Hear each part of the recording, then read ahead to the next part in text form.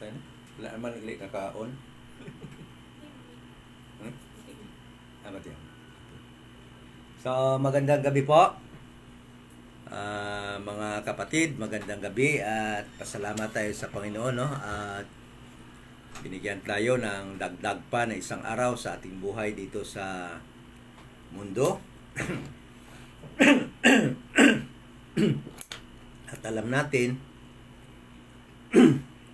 na tayo ay mga strangers lamang dito.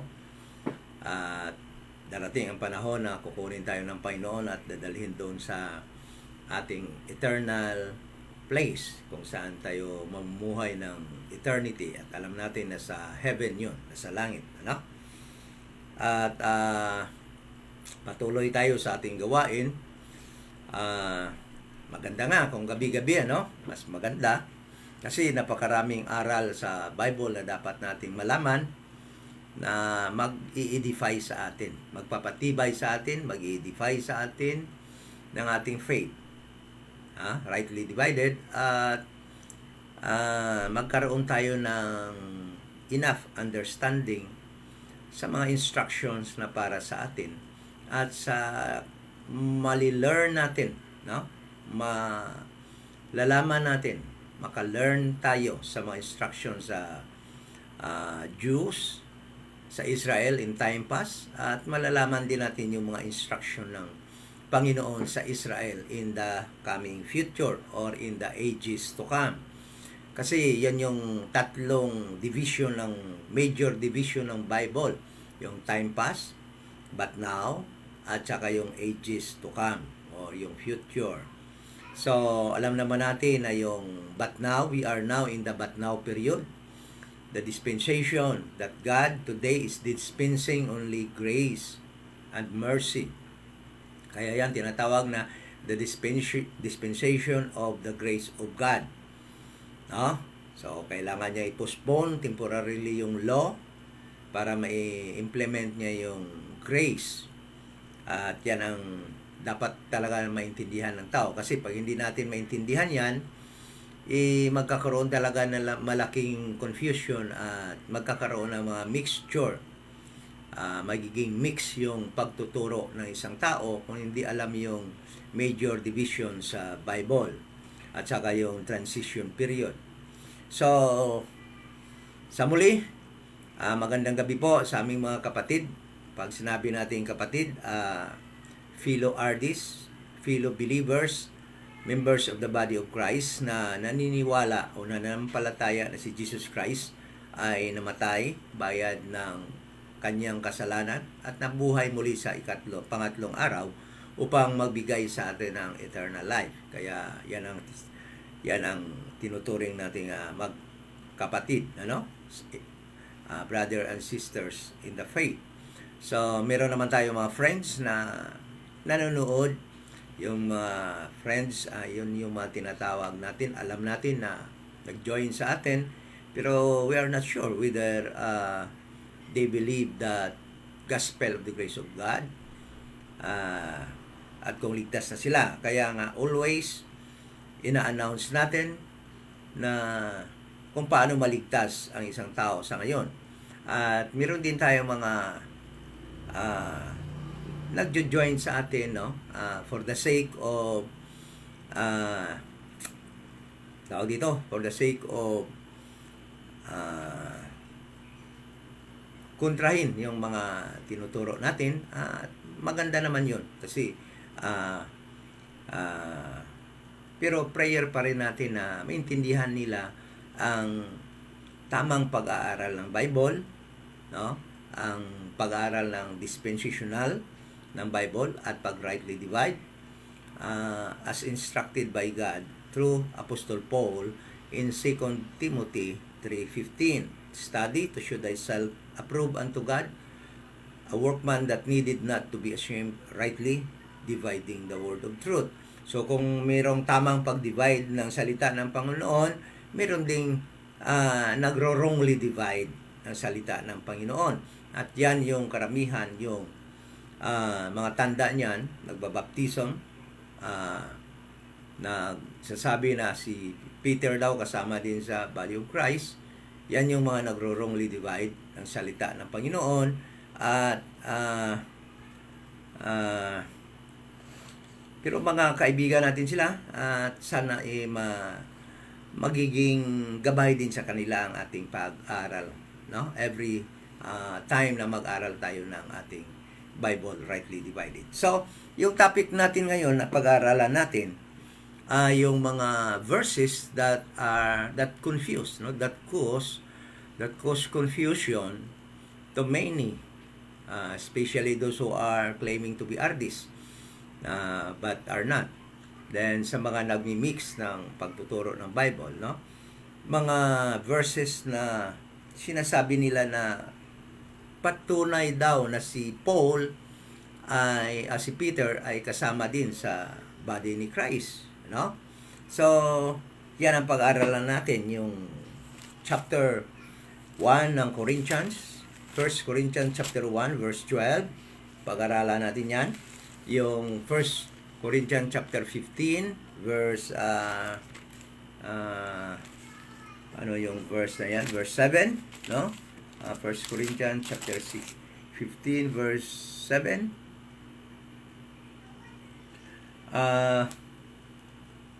Verse 5, no? Pag-aaralan natin yan. Kung ano ba ang ibig sabihin niyan, ano ba ang konteksto diyan para maintindihan natin. Okay? So, bago tayo mag-umpisa na ating Bible study, mag-pray muna tayo. Amay na banal at nagpapasalamat po kami ng malaki at sa gabi na ito ay makapag-aral kami ulit ng iyong salita upang mailantad sa karamihan sa mga maabot ng study na ito ang katotohanan na walang takot, ang katotohanan na walang halong pagmimix na iyong mga salita. Yan po ang iyong will sa panahon na ito ng dispensation of the grace of God bilang kami mga ministers of reconciliations, mga ambassadors for Christ. Yan po aming trabaho to make the mystery, the riches of Christ na makita ng lahat ang kanyang mystery program, kung paano siya ngayon nagbubuo ng grupo ng tao sa isang new creature, sa isang body, sa church of this dispensation of the grace of God, upang dalhin niya sa langit at doon manirahan sa kanyang heavenly kingdom. Salamat po sa katotohanan at sa aming po pag-aaral. Wala po kaming intensyon na himalayin ang iyong mga salita, kundi po mailahad lamang ang katotohanan na dapat malaman ng sangkatauhan.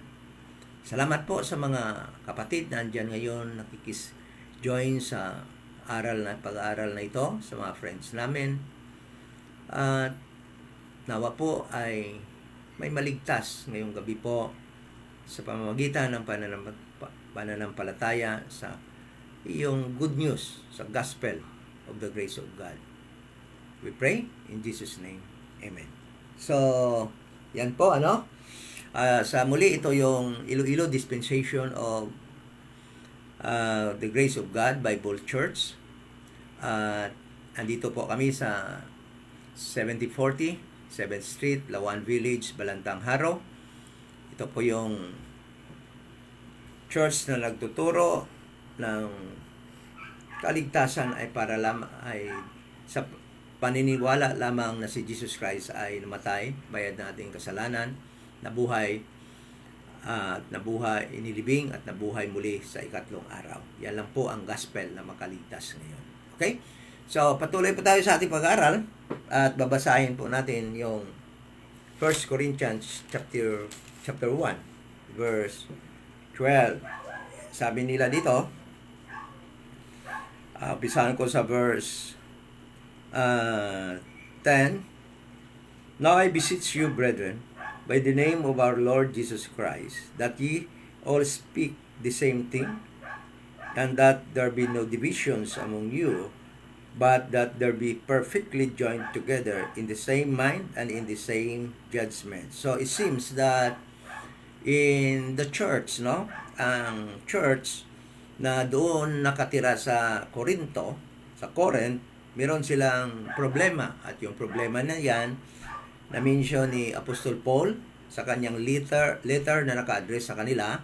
Itong 1 Corinthians ay naka-address sa mga members of the body of Christ, the saved people of this dispensation of the grace of God that are living, no, that are living during the time at Corinth.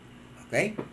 So, at meron silang problema, meron silang division, at yan yun ang sinasagot ngayon. Yan yung ina-address ni Apostol Paul at bigyan ng kalutasan. Okay? Alam mo, napakaraming problema sa church. Ito yung isa sa pinaka-problematic church sa Bible na members of the body of Christ, yung mga taga-Korinto. Napakaraming problema nito. Kung tutuusin mo lang, chapter 5, meron dyan isang lalaki na yung asawa ng kanyang ama ay kinakasama din niya.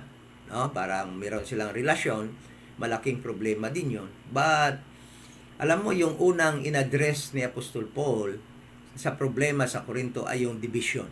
Ibig sabihin, binigyan niya ito ng atensyon more than any other problem that exists sa Church of Corinth during the time. Ibig sabihin, ito yung pinaka-problema na dapat talaga ma-address kaagad, ay yung division within the church. Kaya nga, dito pa lang sa first chapter, yan kaagad ang topic ni Apostol Paul na ina-address niya, yung problema ng division sa church. Okay? Then sabi dito verse 11, "For it hath been declared of you, unto me, for it hath been declared unto me of you, my brethren, by them which are of the house of Chloe." Yung mga members of the house of Chloe, no? Siya ang nag-report kay Apostol Paul tungkol sa problemang ito ng division sa church sa Corinth. Okay? At alam natin na itong church sa Corinth, iba din yung sa Ephesians, sa Thessalonians, no? Isang local church ito doon sa Corinth. Okay? So, si Chloe, yung pamilya niya, yan yung nag-report kay Apostle Paul regarding of these contentions or itong kaawayon na ito ng mga taga-Corinto. Verse 12, "Now this I say, that every one of you say, I am of Paul, and I of Apollos, and I of Cephas, and I of Christ." So there are four names that are mentioned here in this verse, no? Sabi dito, yung bakit anong division na meron sila? Kasi merong nagsasabing mas okay ako kay Paul. Mas magaling si Apollos. Mas okay si Cephas. So, alam naman natin si Cephas ay si Peter yan, no? Huwag tayong malito. Alam natin na si Cephas ay yan si Peter or si Pedro sa Ilonggo. So, at sabi dito, ang iba naman, and I of Christ. So, alam naman natin at hindi nga naman natin alam kung si Christ, no, may nabaptize, parang wala namang na-record na Christ mismo nagbaptize ng water, baptism of repentance, pero alam natin na inutusan niya yung mga apostolis niya na lumakad at saka magbaptismo din ng water. So, sigurado si Apollos, sigurado si Cephas, meron silang nabaptize. Pero si Christ, iwan ko lang ha, kayo na ang kung meron bang nabaptize na tao si Jesus Christ by water. So, ang alam din natin na sabi ni Paul, meron din siyang nabaptize, pero kukunti lang, iilang piraso lang. At na-mention niya yung mga pangalan, no? Si Crispo, si Gaius, at saka yung household ni Stephanas. Yun lang yung na-baptize niya. Alam mo, yung argumento ng iba na yung sa chapter 19 daw, na-baptize daw yun ng tubig ni Apostol Paul. Alam mo, hindi ako naniniwala na tubig yung baptism na yon. Bakit? Kasi kung na-baptize niya yun ng tubig, edi sana sinabi niya dito, bakit nakalimutan ba ni Apostol Paul yun? Sana sinabi niya yan dito, and I baptize also yung nakasalubong niya na tao doon sa Acts chapter 19. Pero hindi niya sinabi na nabaptize niya yon ng tubig. Ito lang ang mga na-mention niya na nabaptize niya ng tubig. So, ibig sabihin, ibang klaseng baptism yon. So, alam naman natin na ang ginawa lang ni Apostol Paul doon, ginlay hands lang niya at kaagad pumasok yung Holy Spirit sa mga tao na yon. No? Ibig sabihin, that was not water baptism. There was no mention of baptism of water there. No? At hindi minensyon ni Apostol Paul dito. Kasi, alanganin naman nakalimutan niya kung hindi niya nasabi na alala niya si Crispus at saka si Gios. Naalala niya yung family ni Stepanas, pero yung dalawang nakasalubong niya hindi niya naalala. Mukhang hindi tama yon. At saka kung nabaptize niya yun ng water, contradiction na sa Bible. Kasi ang sinabi lang niya dito, yung nagbaptize lang niya by water is Crispus, Gios, at the household of Stepanas. Yun lang po. Okay? So ngayon, itong verse 12, dahil na-mention dito si Sipas at saka si Apollos, at alam naman natin na si Apollos were baptized by John's baptism. Okay? Nabaptize siya ng baptism din ni John at na-save siya sa prophetic kingdom gospel. Okay? Alam naman natin yan si Apollos.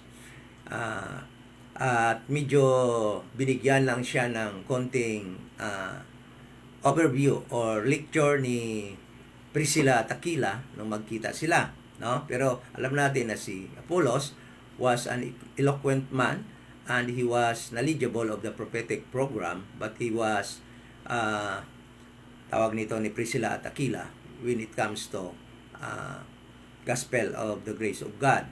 Pero alam natin na si Apollos ay naligtas sa prophetic program. Then, at alam din naman natin na si Sipas, na si Peter, ay member ng Little Flock. In fact, hindi lamang member, siya yung leader nila doon sa Book of Acts. Nung si Jesus Christ ay nag-ascend na sa heaven, alam natin na the leadership of the church was taken over by Peter. Okay? At alam natin na member siya ng Little Flock. Kaya hindi siya pwedeng kasama sa ina-address ni Paul dito nung sumulat siya sa believers sa Corinthians. Tingnan natin yung address ni Paul kung sino yung sinusulatan niya in verse 1. 1 Corinthians chapter 1 verse 1, sabi ni Paul, called to be an apostle of Jesus Christ through the will of God, and Sostenes our brother. Kasama niya si Sostenes nung sinulat niya ito. Unto. So, yung sinulatan niya, unto the church. So, yung church sa Corinto, unto the church of God, which is at Corinth, to them that are sanctified in Christ Jesus Christ. So, he was writing to the believers, to the saved people, members of the body of Christ. He was writing to the members of the body of Christ, the church of this dispensation of the grace of God. He was not writing to the group of Peter. Unang-una, ito ipapaliwanag ko sa inyo. Si Paul, hinding-hindi makialam, no?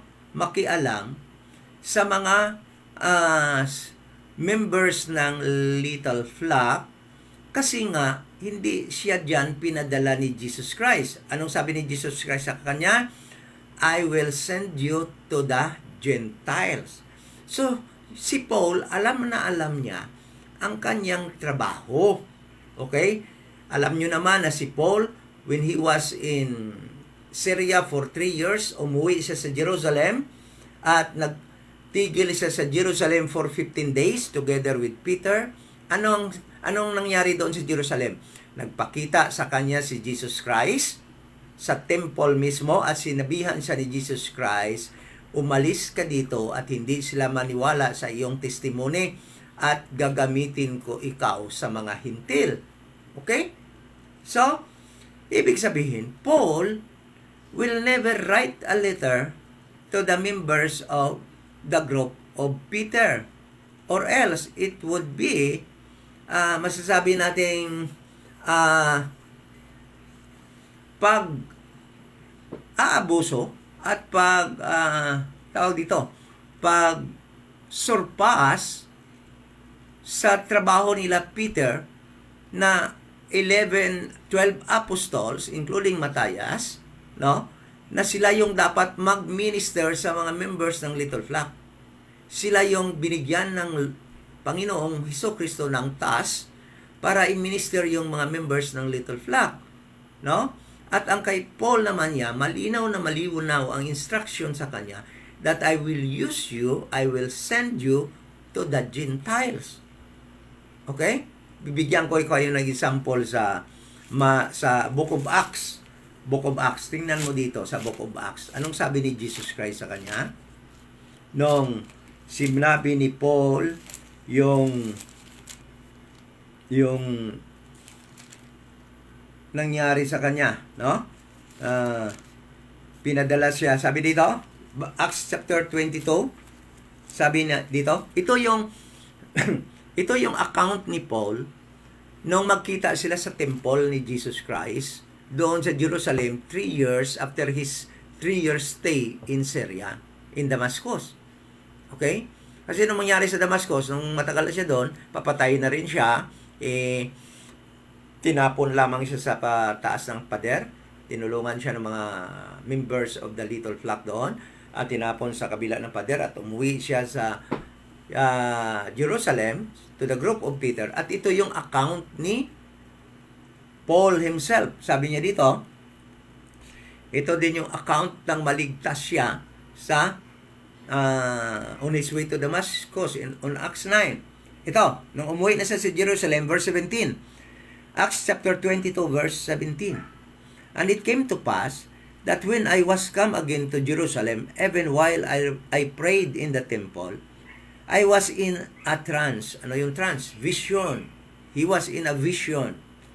Verse 18. And I saw him. The him here is no other than Jesus Christ. Nakita niya si Jesus Christ. And saw him saying unto me, red letter, make haste and get thee quickly out of Jerusalem, for they will not receive thy testimony concerning me. Okay?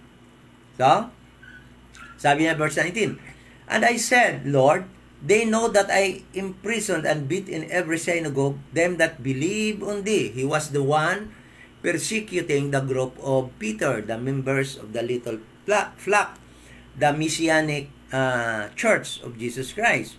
In verse 20, and when the blood of thy martyr Stephen was shed, I also was standing by, and consenting unto his death, and kept the remnant of them that slew him. Verse 21, listen to this. And he said unto me, depart, for I will send thee far hence unto the Gentiles. So, listen to this. Yung claim ng iba, no, lalo na yung mga fake artists, that Peter, no, was a member of the body of Christ. But listen to this. And si Paul daw, no, ay sumulat din sa members of the Little Flock. Kasi nga doon sa Corinthians, no? 1 Corinthians chapter 1. Ngunit makikita natin dito na Paul will never violate the instruction of Jesus Christ to him that he should only go to I will send you to the Gentiles. Okay? So, meaning, yung pagkasulat ni Paul ng 1 Corinthians chapter 1 na naka-address, basahin ko ulit yung verse 2, Sabi dito, unto the church of God which is at Corinth, to them that are sanctified in Christ Jesus, called to be saints. So, with all that every place call upon the name of Jesus Christ our Lord, both theirs and ours. Okay? So, ang isa na nagpapagulo sa kanilang isip na naniniwala sila na si Peter ay kasali sa church, the body of Christ, is because of, sabi dito, unto the church of God which is at Corinth.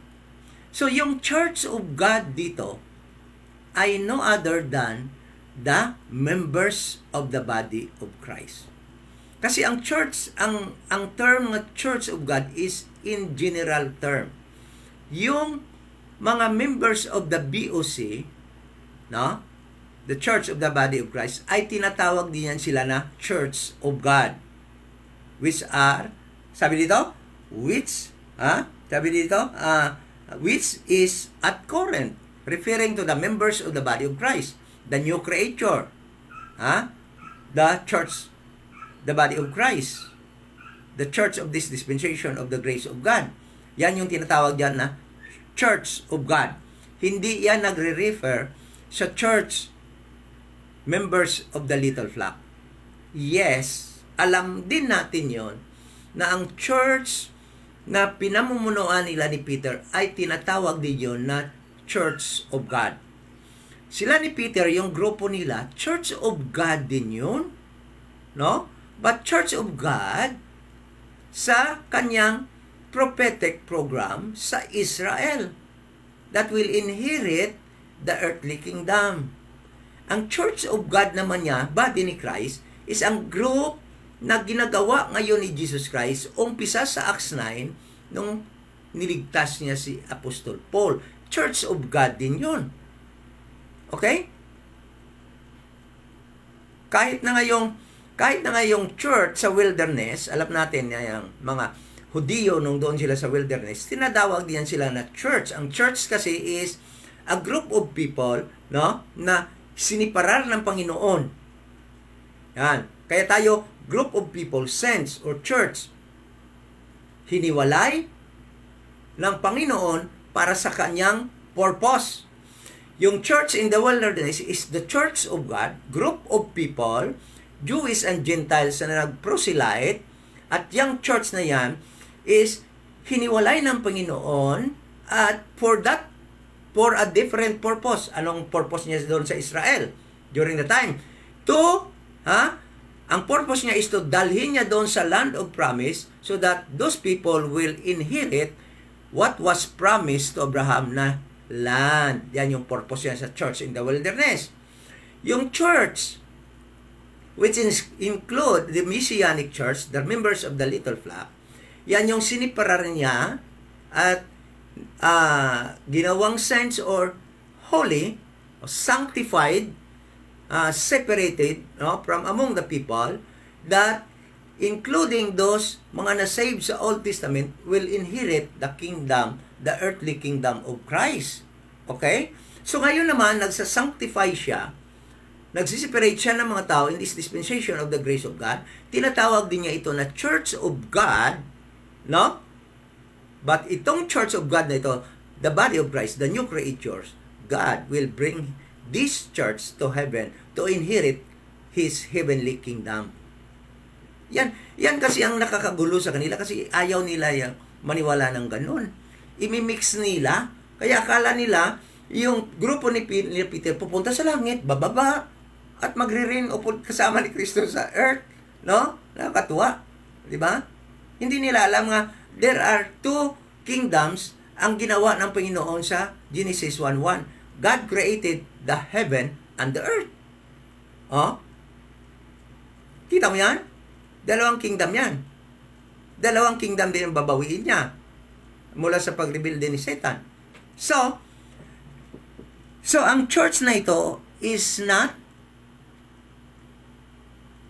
different sa Church of God na grupo nila ni Peter, kundi ang ina-address ni Paul, kasi ang kanya lamang susulatan, hindi siya pwede sumulat sa church na grupo nila ni Peter dahil nakakahiya. Meron namang mga apostles doon.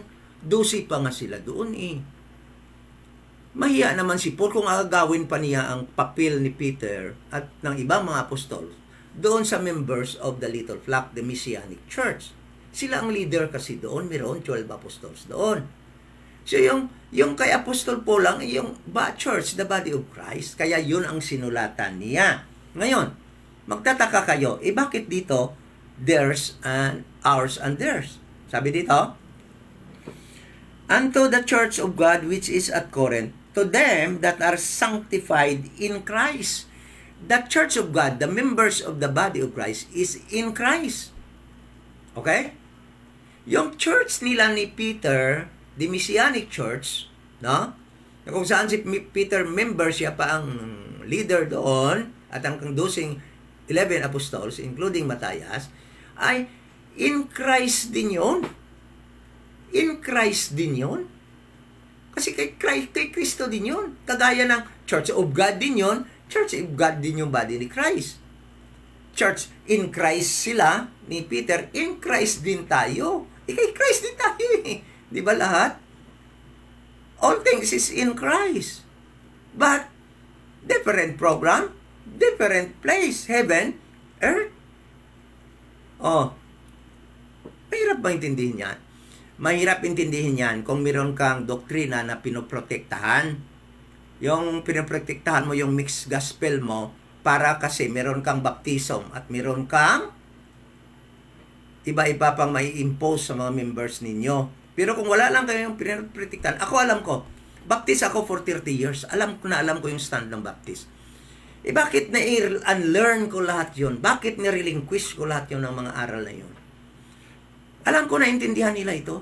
Kaso nga lang, may mga sariling interest sila na pinoprotektahan.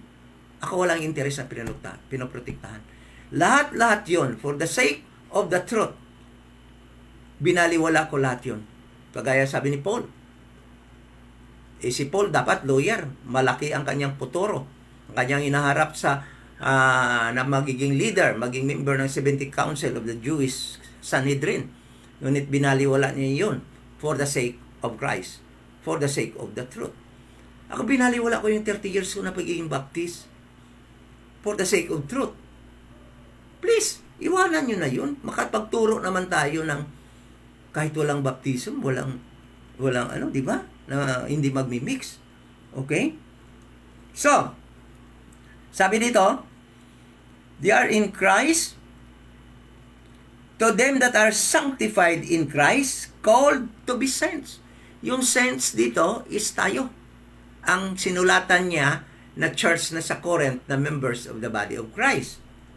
Ngunit, itong mga believers, members of the church, the body of Christ in Corinth or at Corinth, they were living at the time together with the members of the Little Flock, together with the members of the Messianic Church.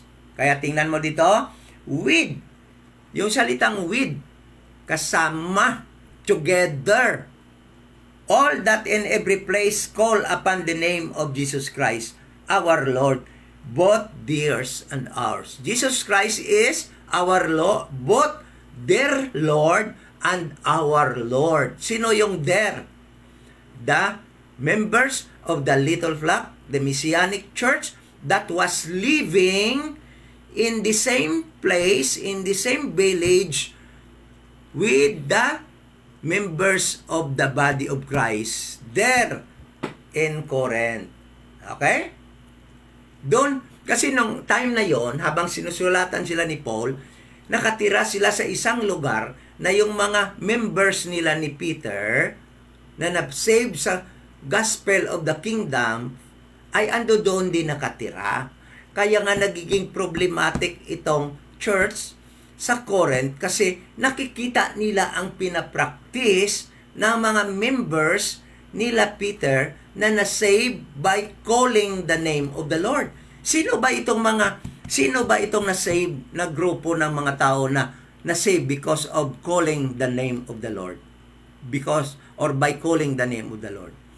Yan yung kaligtasan ng mga members ng Little Flock nila ni Peter. Kaya tingnan mo, yung thief in the cross, yung magnanakaw na kasamang ipinako ni Jesus Christ, naligtas yung isa. Sabi ng mga ibang denomination, huwag na lang tayo magbanggit, para, sabi nung pinanggalingan ko ring denomination, sabi, yung thief, yung magnanakaw, tingnan mo, naligtas by faith lang talaga yun. Kasi, hindi naman siya gumawa ng kung ano-ano. Wala naman siyang ginawa. No, hindi yun naligtas by faith. Naligtas yun by calling the name of the Lord, and that is work. Faith plus works. It is a work to call the name of the Lord. It is an action. Action word. To call the name of the Lord is an action word.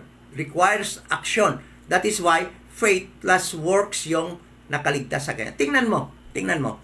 Sa anong promise na ligtas yung faith? Kasi ito yung mga tao na kung saan nakatira yung mga taga-Corinth sa isang lugar na members of the body of Christ, nakatira sila sa isang lugar, nakasama nila nakatira doon yung mga naligtas sa mga kasama nila ni Peter. Okay? Iyan yung mga taong naligtas dahil tumawag sila sa pangalan ng Panginoon. Tingnan mo.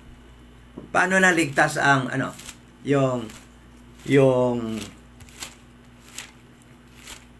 yung thief. Luke chapter 23. Luke chapter 23. Ito. Verse 42. Sabi dito, verse 41, basahin ko. And we indeed justly, for we receive the due reward of our deeds. Sabi doon ng magnanakaw na ito, sinabayhan niya yung isang magnanakaw. But this man hath done nothing amiss. Verse 42, and he said unto Jesus, Lord, sabi niya, Lord, that was calling the name of the Lord. Lord, remember me when thou comest into thy kingdom. Sabi ni Jesus Christ, ngayon lang kasama ko ikaw sa aking kaharian. Ay bakit naligtas siya? Dahil yon sa promise ng Panginoon sa Joel. Tingnan mo sa Joel. Joel chapter 2. Joel chapter 2. Ano yung promise ng Panginoon sa Joel chapter 2? Verse 32. And it shall come to pass. Yun, nung panahon na yon, nag-come to pass na itong prophecy sa Joel chapter 2 verse 32. Sabi dito, that whosoever shall call on the name of the Lord shall be what? Delivered. So, paano naligtas ang thief? Yung magnanakaw na katabi ni Kristo na ipako? Dahil tumawag siya sa pangalan ng Panginoon. Anong sabi niya? Lord, remember me when thou comest into thy kingdom. That was an action word. That was a work. That was faith plus works. So, ganon din yung mga grupo nila ni Peter. Naligtas yun sila by repenting, by obeying water baptism of repentance by calling the name of the Lord. Kaya sabi ni Paul, sabi ni Peter sa Acts chapter 2 verse 47. Acts chapter 2 verse 47, ano sabi ni Peter? Sabi ni Peter, chapter 2 verse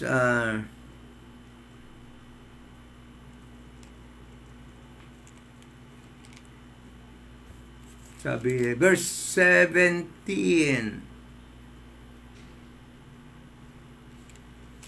chapter 2,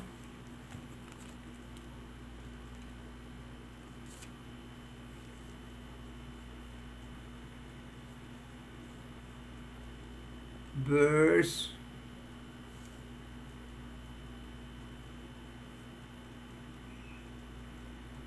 sabi dito, verse 14, but Peter standing up with that 11 lifted up his voice and said unto them, Ye men of Judea, and all that dwell in Jerusalem, be this known unto you, and hearken my words, for these are not drunken as ye suppose, seeing it is but the 3rd hour of the day. But this is what which was spoken by the prophet Joel. Ano sabi? And it shall come to pass in the last days, saith God, I will pour out of my spirit upon all flesh, and all your sons and your daughters shall prophesy, and your young men shall see vision, and your old men shall dream dreams. And on my servants and on my handmaidens I will pour out in those days of my spirit, and they shall prophesy.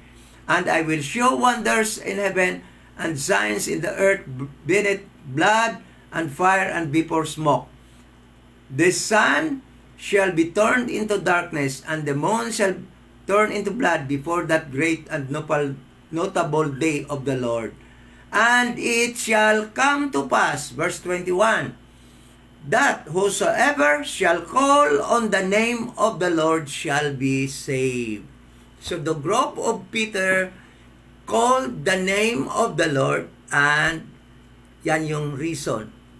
Isa sa mga reason na nasave sila, kagaya nung magnanakaw na ipinako kasama ni Jesus Christ. Kaya dito sa 1 Corinthians chapter 1, sabi dito, yung mga believers na ando doon sa 1 Corinthians, nakatira sa Corinto, ano sabi dito? They are living with those people who are in the Lord, who were saved by calling the name of the Lord, meaning the group of Peter. Kaya nga, ang mga taga-Corinto, ang mga believers, members of the body of Christ, church of this dispensation of grace, na nandoon sa Corinto, isa sa pinaka-problematic na lugar na mga believers. Basahin mo yung 1 Corinthians. Ang daming problema. Hindi naman sila ganong madaming problema ang mga taga-Ephesians, ang mga taga-Thessalonians, ang mga taga-Colossians. Bakit hindi maraming problema? Sila napakaraming problema. Because they were observing ng buhay ng mga members of the Messianic Church, Little Flock. Nagpa-practice sila ng Lord's Supper. Kaya na-influensya sila, nag-practice din sila. Mali pa, pinagalitan sila ni Paul. Di ba? Sabi ni Paul, saan kayo? Mali yung nyo. Hindi naman kayo inutusan yan, di ba? Nagpa-practice sila na marami silang mga question na tungkol sa pagkain, sa mga gifts. Kaya yan lahat in-address ni Apostle Paul. Because these people were influenced by those members of the Messianic Church, the Church of the Little Flock, while they were living together in one place in Corinth. Kaya sabi ng iba, mas okay si Paul. Mas okay si Peter. Hindi naman nakatira dyan si Peter eh. Nakikita nila, kasi mayroong tao dyan na nabaptize ni Peter. Kaya sabi nila, na-influensya sila, mas magaling si Peter, mas okay yung si Peter. Kaya yung iba, sabi, okay pala si Peter. Di ba? Yung iba naman, kay Apollos nagsaside. Kasi nga, ando doon yung mga Messianic believers nakatira kasama nila sa isang lugar. Okay? Hindi, ang context dito na inaayos ni Paul, yung division between the church. Kasi yung iba, na siguro nagiging kaibigan nila yung mga tao na nabaptize ni Peter, kaya sabi nila, si Peter mas okay. Yung iba namang ng mga Messianic Church doon member, na kaibigan ng mga members of the body of Christ, si Apollos yung nakabaptize sa kanila, kaya sabi nila, mas magaling si Apollos, mas eloquent yun. Matindi magsalita yun. Ha? Hindi kagaya ni Peter, utal-utal yun, pero si Apollos, napaka-eloquent yun. Oh. Ganon. Kaya in-address sila ni Paul, huwag kayong ganyan. Buti na lang, kukunti lang yung nabaptize ko sa inyo. Huwag niyong gamitin yung yung mga kung saan yung natutunan ng mga little flock na yan, no? Para mahati kayo, ma-divide kayo. Yan yung konteksto, hindi ito membership ang pinag-usapan dito, kung saan, kaya hindi ito verse para gamitin na sabihin natin na, si Peter, binanggit yung pangalan niya dito, so member din pala siya ng Body of Christ, the Church of the Mystery Program. Nako, ito sabihin ko sa inyo, hindi mahiya si Paul, susulatan niya si Peter, na si Peter sa ibang grupo, aangkinin niya yung trabaho ni Peter na para sa ibang. Isa pa, tingnan mo. There was an agreement between the two groups. Tingnan mo sa Galatians. Galatians chapter 2. Bakit hindi makialam si Peter at iba rin sila ni Paul? Bakit? Sa Galatians chapter 2, during sa conference in Jerusalem, yung account ni Paul, kay Paul ito account sa Galatians, while lang sa Acts chapter 15 was the account of Luke. Mas itong Galatians. Tingnan mo ha. Galatians. Sabi ni Paul. Sabi niya, verse 7, ito yung conference nila sa Jerusalem. Nung 14 years after umuwi si Paul, kasama niya si Barnabas at Titus, no? Umuwi sila sa Jerusalem by the revelation of Jesus Christ to clarify confusion and misunderstanding between the group of Peter and the group of Paul. So, kinausap siya ni Jesus Christ by revelation. Bumalik ka doon sa Jerusalem, kausapin mo yung mga grupo nila ni Peter. At ito yung pinag-usapan nila. Ito. Sabi niya, dito na lang tayo sa verse 7, yung agreement nila. Okay? But contrariwise, when they saw that the gospel of the uncircumcision, mirong gospel para sa Gentile, mirong gospel para sa Hudiyo, was committed unto me as the gospel of the circumcision was unto Peter. Okay? Kanino ko na i-commit yung gospel sa mga Jew? Kay Peter. Kay Paul, para sa Gentile. Yan ang gospel na in-entrust sa kanya. Verse 8, For he that wrote effectually in Peter to the apostleship of the circumcision, the same was mighty in me. Toward, saan mighty? Toward the Gentiles. Okay? Verse 9, And when James, Cephas, or Peter, and John, tatlo sila, yung mga pillars or leader ng church in Jerusalem, the Messianic church, the little flock, sabi dito, perceive the grace that was given unto me. They gave to me and Barnabas the right hands of fellowship. Okay? That we should go unto the heathen, and they, the group of Peter, will go unto the Jews, the circumcision. Naintindihan natin yan? So Paul and Peter, they have an agreement that the group of Peter will only go to the Jewish people, specifically to the members of the little flock, while Paul will go to where? To the Gentiles. Okay? Listen to this. If you are a Gentile today, I will ask you, who is your apostle?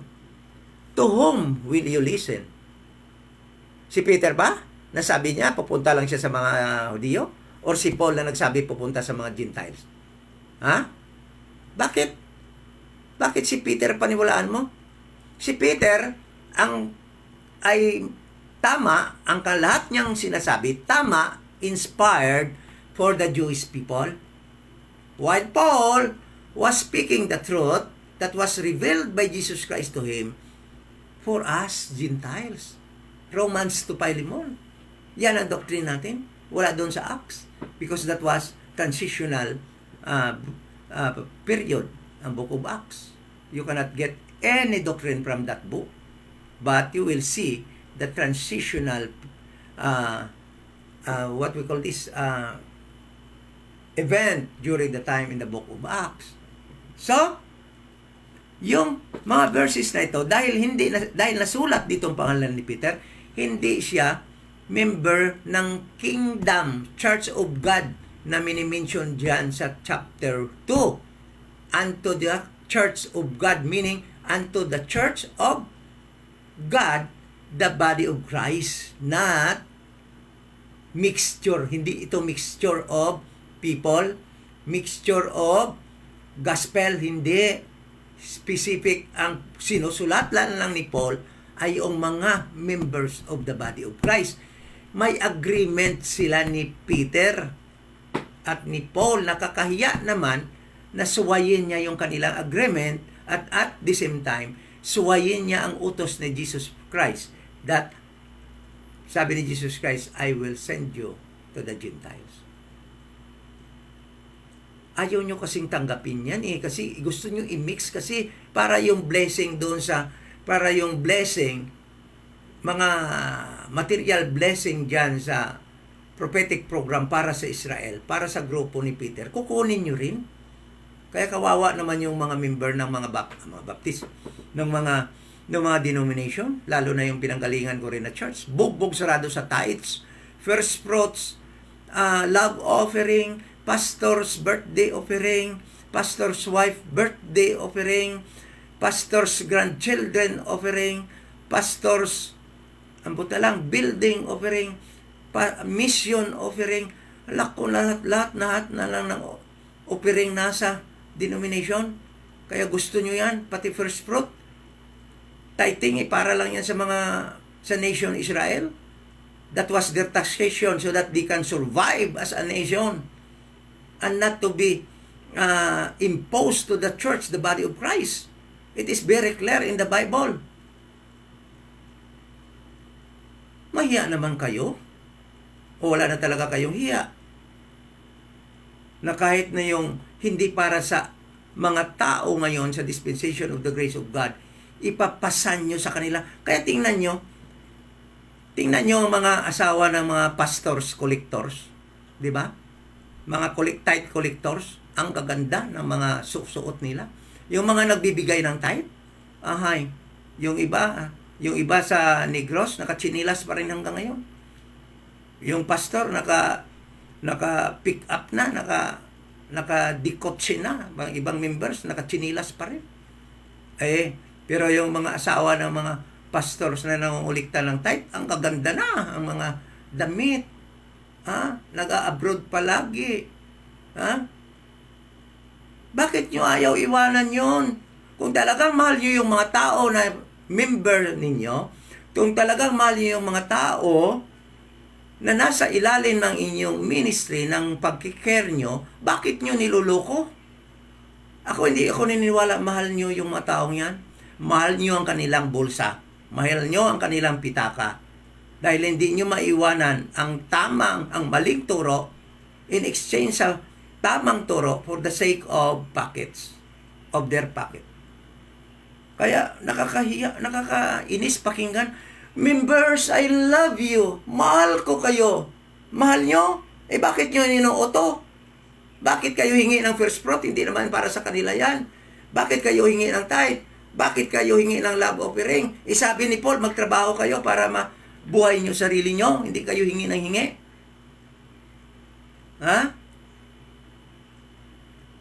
O ito pa. Ito pa yung isang verse na to.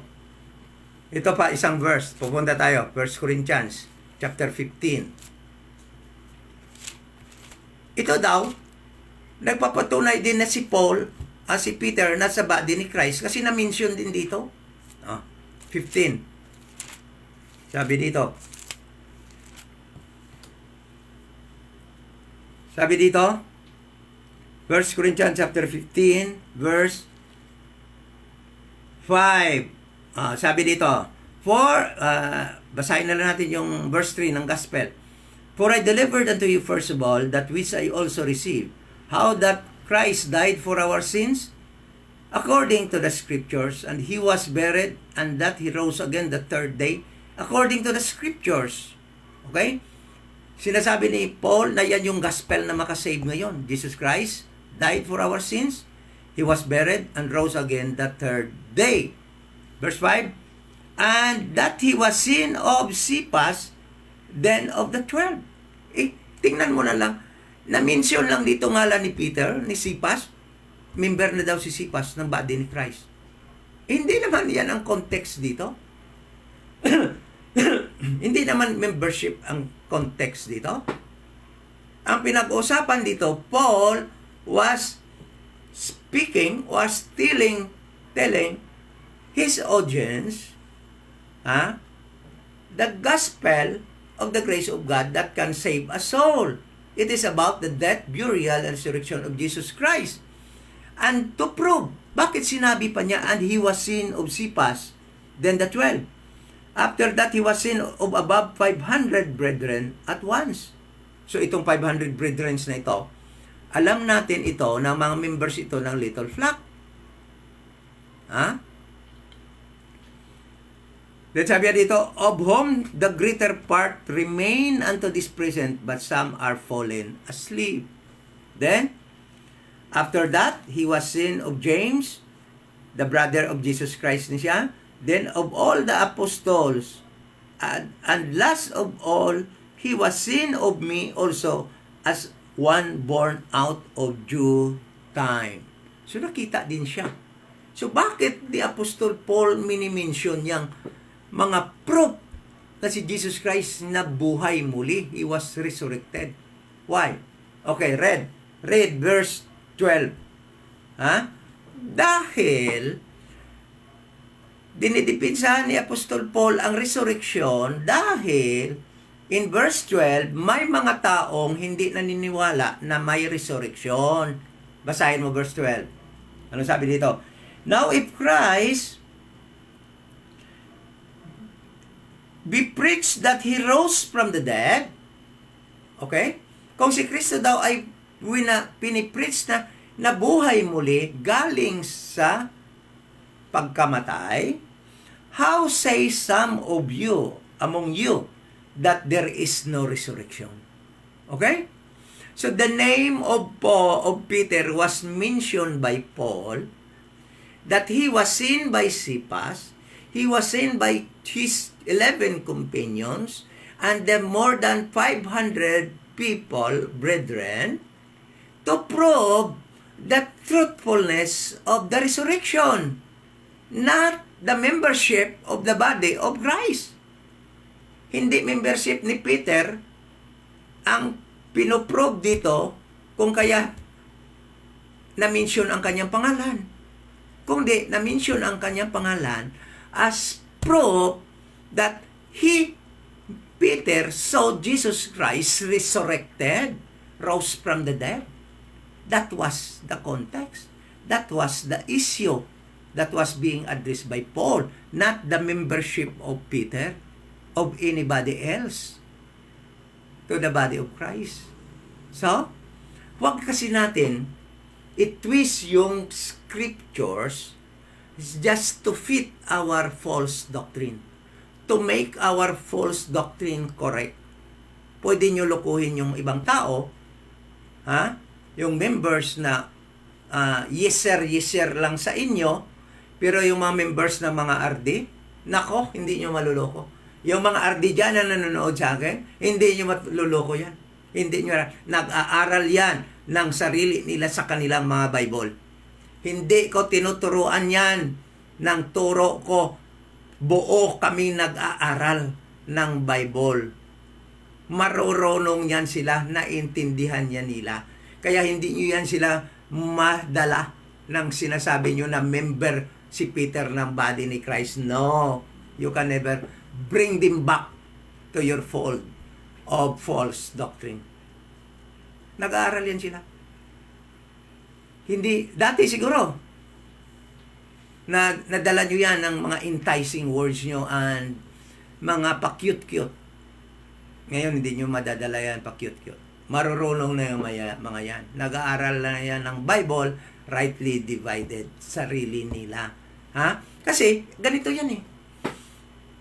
Pag marunong ka lang mag-rightly divide, time pass, Genesis up to Acts chapter 8, then 9 to 28 is a transitional book, then Romans to Philemon, yan yung doctrine mo, then Hebrews to Revelation is doctrine yan para sa future after the rapture. Nako, parang light bulb yung Bible. Pagbasa mo pa lang ng verse, alam mo kung para sa'yo o hindi sa'yo. Ha? Kaya, pagbasa mo pa lang dito, sa verse chapter 1, verse 12 na yun, na pag-mention ng pangalan ni Cephas, alam mo na yun na, hindi membership ng church pinag-usapan doon. Yung division that was caused by the members of the little flock who were living during the time, no? Who are living during the time, together with the members of the body of Christ in Corinth. That is why the church in Corinth was very problematic church because of the influence of those members of the Messianic church that was practicing very different from the instruction of Apostle Paul. That is why kinokorek sila ni Apostle Paul. Ha? Kinokorek sila ni Apostle Paul. Ito yung teaching nyo lang. Hindi yun, kanila yun. Ha? Kayo, mag-Lord Supper din kayo. Ha? Mali yun, hindi yun. Maling pag-practice yun, hindi tama yun. Kaya kino-correct sila ni Apostol Paul. Okay? So,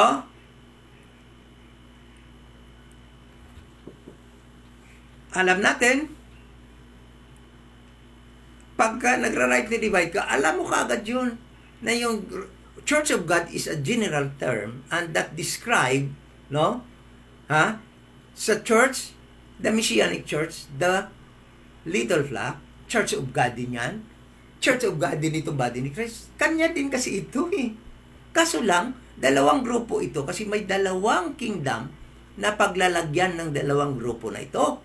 Yung grupo nila ni Peter, Christ's earthly kingdom that was promised to Abraham, ha?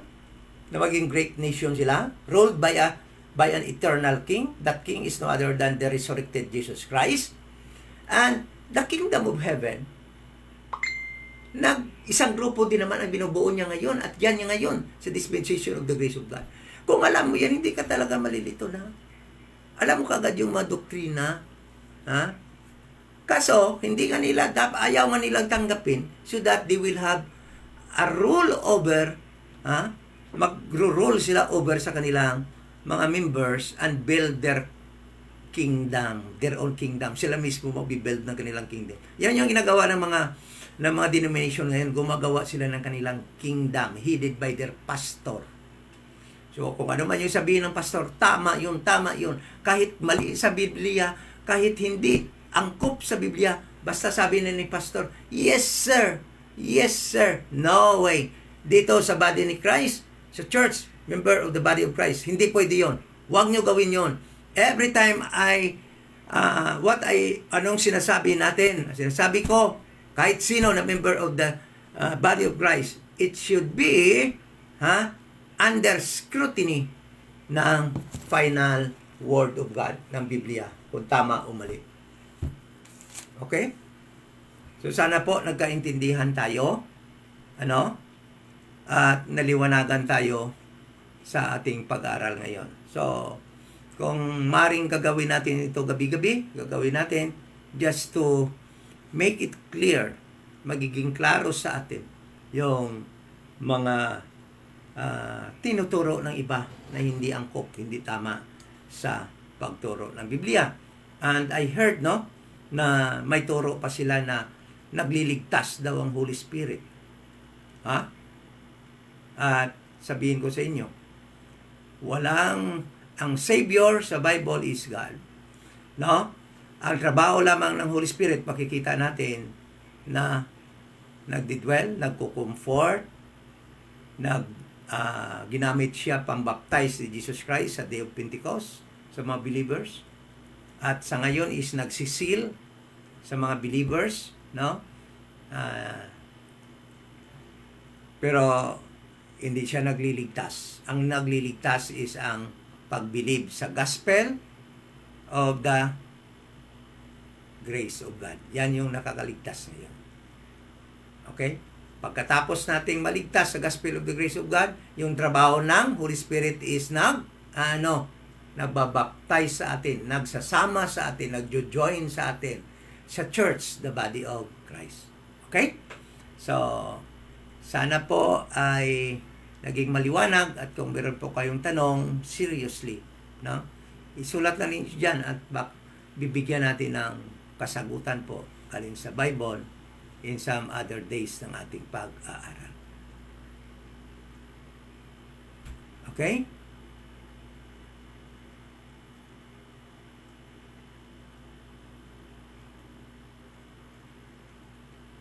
So, kung wala na pong tanong, let us pray at i-conclude na natin itong atong Bible study. See you sa mga susunod na pag-aaral po natin. At every Sunday, nagsisiris po tayo sa Book of Acts. Ano? Sana po patuloy tayo. Kung hindi pa magra-rapture, maubos natin yung lahat ng book sa Bible sa pag-series. Ano? At every Bible study natin, dito natin tinatakol yung mga doctrinal issues sa ating online Bible study 8 p.m. Kung ang ating Bible study ay walang fixed na araw, ina-announce lang po natin earlier before the night ng ating Bible study. Okay, so thank you so much. Let us pray. Ama na banal, nagpapasalamat po kami sa aming pag-aaral ng iyong mga salita ngayong gabi. Nawa po ay naging maliwanag sa amin ang mga verses na ito na sometimes nagagamit sa pag-mislead sa mga members of the body of Christ, sa pagmimix sa pamamagitan ng pagturo ng mixture na mga pag-aaral na iyong salita. Hindi na rightly divide, kundi na wrongly divide, na yung mga aral para lamang sa members of the body of Christ ay hinaluan ng mga aral na para lamang sa yung church, Messianic Church, members of the little flock, headed by Peter. At nawa po ay maging maliwanag sa amin at maging matatag po kami sa aming paninindigan, sa aming belief that the body of Christ ay nag-umpisa lamang sa Acts chapter 9 nung nireveal mo po ang isang sikreto, isang mystery kay Apostle Paul that was not revealed to anybody before Paul at sa mga kasama niyang mga apostles para sa dispensation of the grace of God and prophets na ni-recruit ng Holy Spirit upang tulungan si Paul sa pag-build ng foundation ng church, the body of Christ. We pray and thank you so much sa aming mga kapatid at sa aming mga friends na join sa aming pag-Bible study ngayon. In Jesus' name, Amen.